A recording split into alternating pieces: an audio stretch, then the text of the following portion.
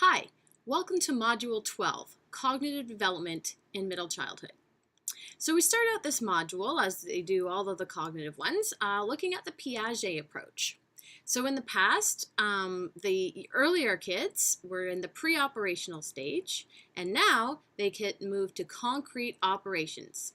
So watch the videos that show some of the common mistakes that kids in middle childhood still show, especially about conservation of mass and volume, but see that they have mastered a lot of those tasks that the pre-operational child wasn't able to do.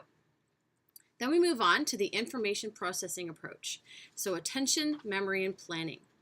One of the changes that occur for this age group is the development of meta-memory, which is their own understanding of the different strategies that they can use to remember things better.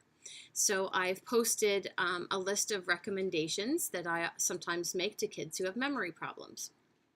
Then we move on to the psychometric approach, or the assessment of intelligence.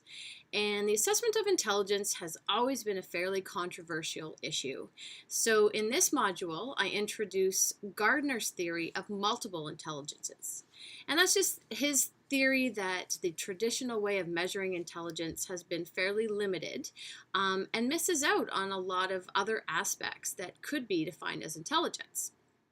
But it's not universally accepted that this is the case, because some argue that some of the different types that he promotes are really just skills or talents as opposed to actual IQ or intelligence as we know it. So check out that theory.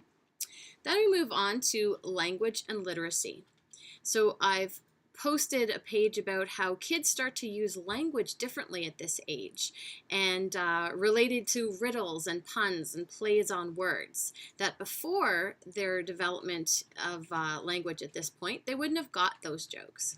So you can see how typical humor of kids at this age is very much reflects their language development.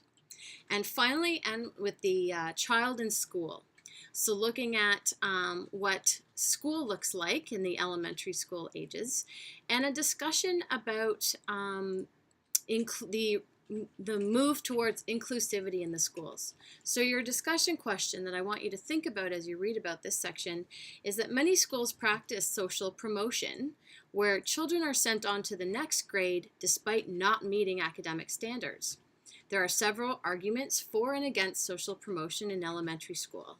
So what is your opinion? And based on the readings you're going to do, which help educate those different arguments, what do you think is best for kids? And should there be a global policy about that for the provincial school boards?